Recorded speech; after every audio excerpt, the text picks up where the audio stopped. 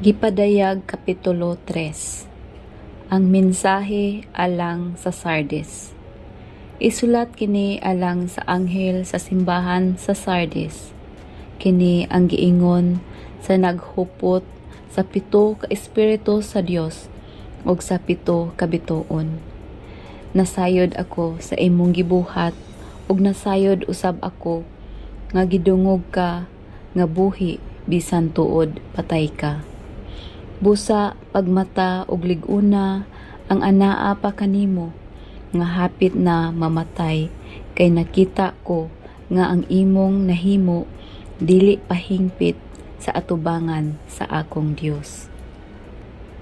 Busa hinumdumi kadtong pagtulun-an nga gitudlo kanimo og imong nadunggan. Tumana kini og hinulsuli ang imong mga sala.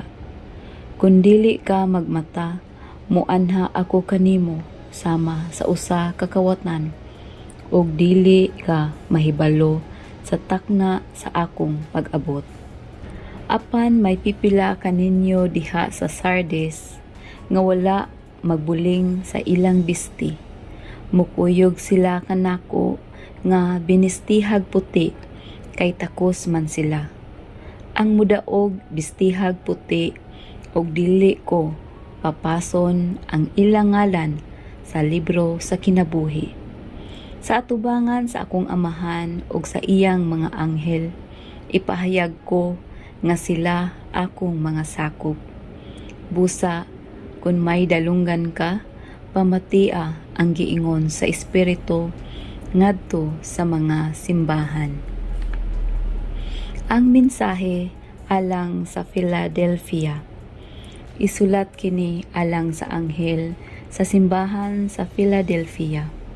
Kini ang mensahe nga giingon sa balaan ug matuod ang nagkupot sa yawi ni David. Walay makasira sa iyang ablihan ug walay makaabli sa iyang sirad-an. Nasayod ako sa imong binuhatan ug nga may diyutay kang gahom. Gituman mo ang akong pagtulun-an ug wala mo ako ilimod.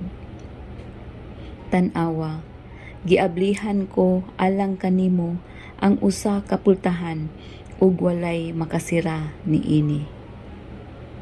Kanang mga sakop sa pundok ni Satanas nga nagpakahudiyo mga bakakon. Paduulon ko sila kanimo aron paludhon og payukbuon kanimo aron sila mahibalo nga gihigugma ko ikaw.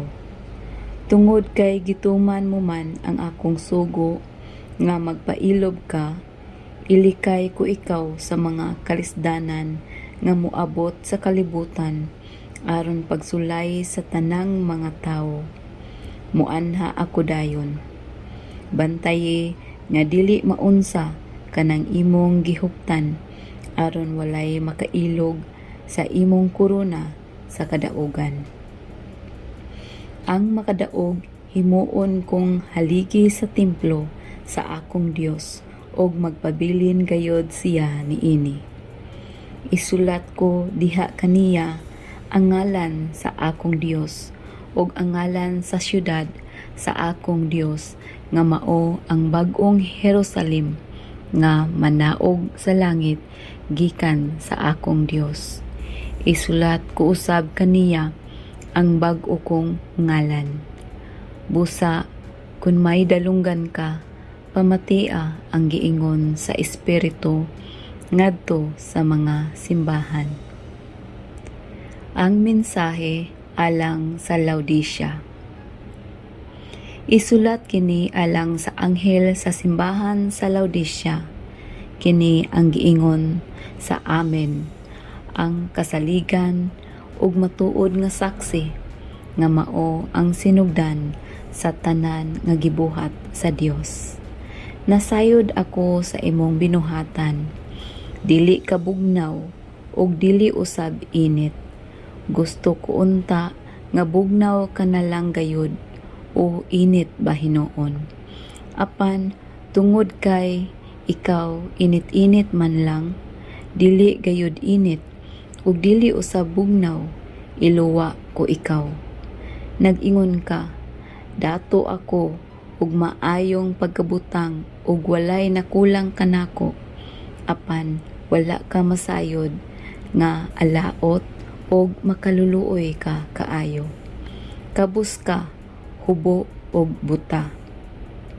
Busa, tambagan ko ikaw sa pagpalit gikan kanako ug bulawan nga gilunsay pinaagi sa kalayo aron ka madato.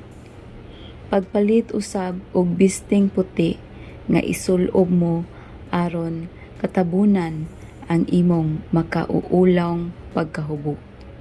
Pagpalit usab og tambal nga idihog sa imong mata aron ka makakita.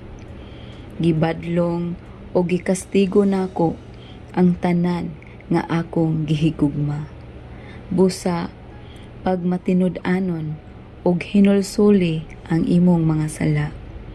Nagtindog ako sa pultahan og nagtuktok. Kung may makadungog sa akong tingog og muabli sa pultahan, musulod ako sa iyang balay og makigsalo kaniya og mukaon siya uban kanako.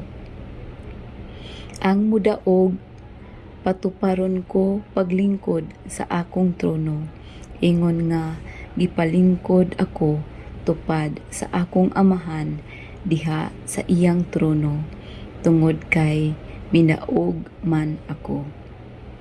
Busa, kung may dalunggan ka, pamatia ang giingon sa espiritu ngadto sa mga simbahan.